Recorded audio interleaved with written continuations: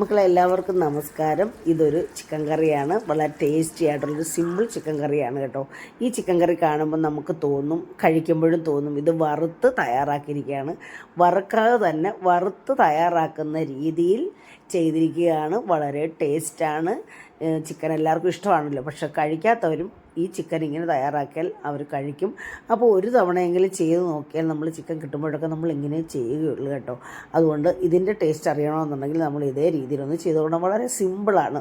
വളരെ വലിയ എണ്ണയൊന്നും ചേർക്കാതെ തയ്യാറാക്കിയിരിക്കുകയാണ്. അതിനായിട്ടൊരു 3/4 കിലോ ചിക്കൻ അധികം കനം കുറയ്ക്കാത്ത രീതിയിൽ സാമാന്യം വലുപ്പത്തിൽ നമ്മൾ കട്ട് ചെയ്ത ചിക്കനായിരുന്നു. അപ്പോൾ ഇത് കഴുകി എല്ലാം വൃത്തിയാക്കി സ്ട്രെയിനറിൽ വെള്ളം കളയാൻ വെച്ചിരിക്കുകയാണ്. ഇതിലേക്ക് നമ്മൾ ചേർക്കുന്ന ഒരു മഞ്ഞപ്പൊടിയും ഉപ്പും മാത്രമേ നമ്മളിപ്പോൾ ചേർത്ത് വെക്കുന്നുള്ളൂ. വേറെ മസാലകളൊന്നും ഇതിനകത്ത് ചേർക്കുന്നില്ല. അപ്പോൾ നമ്മളിത് തയ്യാറാക്കാനായിട്ട് ചീനിച്ചിട്ട് വിറകടുപ്പിലാണ് വെക്കുന്നത്. ഇതിലേക്ക് 2 ടേബിൾ സ്പൂൺ വെളിച്ചെണ്ണ ഒഴിച്ചു. വെളിച്ചെണ്ണ ചൂടാകുമ്പോൾ അതിലൊരു കടുകിട്ട് പൊട്ടിച്ച് കറിവേപ്പില ഇട്ടതിന് ശേഷം നമ്മൾ 2 ടീസ്പൂൺ കണക്കാക്കി വെളുത്തുള്ളിയും ഇഞ്ചിയും, അതായത് ഈ 3/4 കിലോയ്ക്ക് ഇത് മതി. ഇത് നമ്മൾ ആദ്യം തന്നെ ചതച്ചത് ആദ്യം തന്നെ നമുക്ക് മൂപ്പിച്ചെടുക്കും. അതാണ് ഇതിൻ്റെ ഫ്ലേവറും ടേസ്റ്റും. അപ്പോൾ ഇത് എണ്ണയ്ക്കകത്തിട്ട് നല്ലതായിട്ട് ക്രിസ്പി ആയിട്ട് നമ്മളിത് മൂപ്പിച്ച് എടുക്കുന്നുണ്ട്. അപ്പോൾ ഇങ്ങനെയാണ് ഞാൻ ചെയ്യുന്ന രീതിയാണ് കേട്ടോ.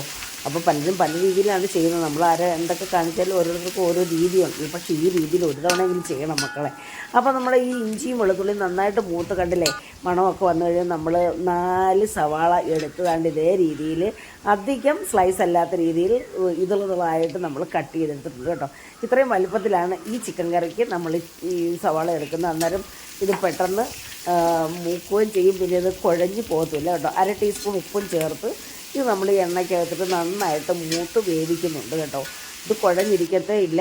കണ്ടില്ലേ, ഇതളകളായിട്ട് ഇങ്ങനെ പൂ പോലെ കിടക്കുമല്ല. അപ്പോൾ ഇതെല്ലാം ഇതേ രീതിയിൽ തന്നെ മൂത്ത് നമുക്ക് വരണം. മൂത്ത് വന്ന് എണ്ണയെല്ലാം തെളിഞ്ഞ് കഴിയുമ്പോൾ കണ്ടില്ലേ, നമ്മൾ എണ്ണയെല്ലാം തെളിഞ്ഞ് കഴിയുമ്പോൾ ഇതിലേക്ക് നമ്മൾ മസാലകളൊക്കെ ചേർത്ത് കൊടുക്കുന്നു. അപ്പോൾ കുറേ സമയം എടുത്ത് നമ്മളിതെല്ലാം മൂപ്പിച്ചെടുക്കുന്നുണ്ട് കേട്ടോ. അതെല്ലാം മൂപ്പിച്ച് എല്ലാം വന്നു. നമ്മുടെ എണ്ണമയമൊക്കെ നല്ലതായിട്ട് തെളിഞ്ഞു വന്നു.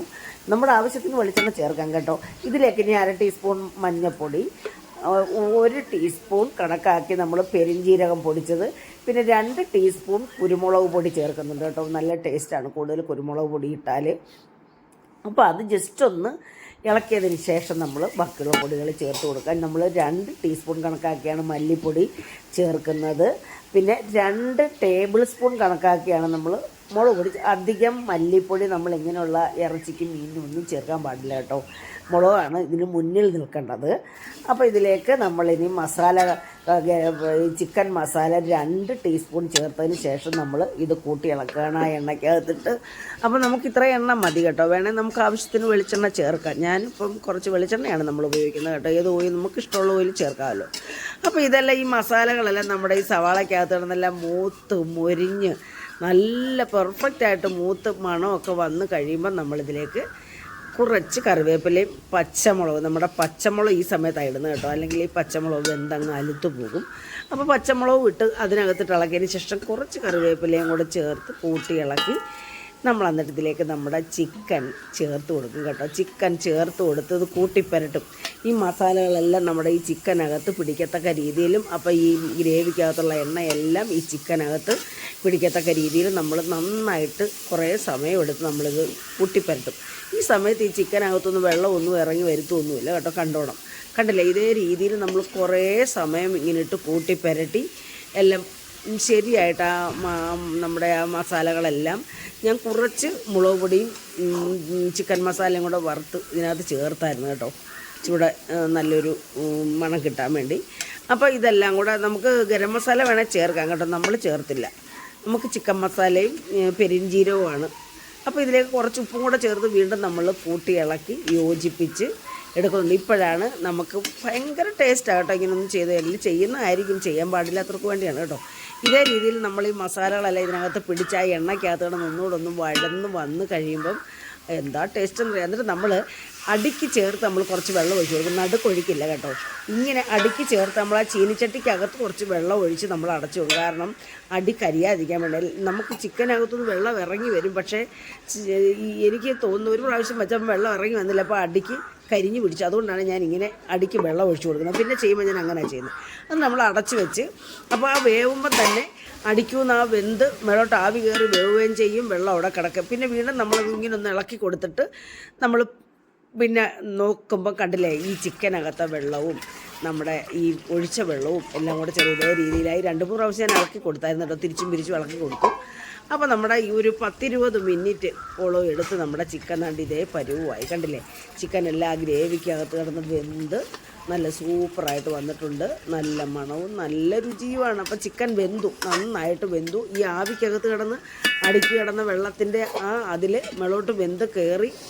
അപ്പോൾ ആ ചിക്കനകത്ത് മസാലകളെല്ലാം നന്നായിട്ട് പിടിച്ച് കണ്ടില്ലേ എന്താ രുചിയാണെന്നറിയാം. ഞാൻ ഉണ്ടാക്കിയോണ്ട് പറയല്ലോ മക്കളെ, ഇതൊന്ന് ചെയ്ത് നോക്കി കഴിക്കണം. കണ്ടില്ലേ നമ്മുടെ കറിയെല്ലാം ഇവിടെ കുറുകി ഇവിടെ നല്ല ഇതായിട്ട് വന്നിട്ടുണ്ട്. കണ്ടില്ലേ ഇതിനകത്ത് കുറച്ച് കറിവേപ്പിലയും കൂടി ഇട്ട് ഞാൻ എടുക്കുകയാണ്. കുറച്ച് സമയം എടുത്ത് ഇത് ചെയ്യാം കേട്ടോ. അപ്പോൾ നമ്മൾ വീഡിയോ കുറേ ലെങ്ത് ആവുന്നത് കൊണ്ട് നമ്മളിതങ്ങ് ഷോർട്ടാക്കി എടുത്തതാണ്. കണ്ടില്ലേ എന്നിട്ട് നമ്മുടെ ചിക്കൻ എല്ലാം ഇവിടെ പാകമായിട്ട് വന്നിട്ടുണ്ട് കേട്ടോ മക്കളെ. നമ്മൾ അധികം 2 ടേബിൾ സ്പൂൺ വെളിച്ചെണ്ണ ചേർത്തുള്ളൂ കേട്ടോ. അപ്പോൾ നമ്മുടെ ചിക്കൻ കറി ഇവിടെ റെഡിയായി. കണ്ടില്ലേ മക്കളെ, എല്ലാവർക്കും ഇഷ്ടപ്പെട്ടിട്ടുണ്ടെങ്കിൽ പഴയതുപോലെ സപ്പോർട്ട് ചെയ്യുക, കമൻറ്റ് ചെയ്യുക, ലൈക്ക് ചെയ്യുക, ഹൈപ്പ് എന്ന് പറഞ്ഞൊരു ഓപ്ഷൻ അതുകൂടെ ചെയ്യുക.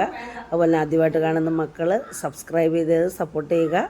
പിന്നെ ഓളെന്ന ഓപ്ഷനോട് ഒന്ന് ഇനേബിൾ ചെയ്യുക, എങ്കിലേ അമ്മ ഇടുന്ന വീഡിയോസിൻ്റെയൊക്കെ നോട്ടിഫിക്കേഷൻ കിട്ടുകയുള്ളൂ.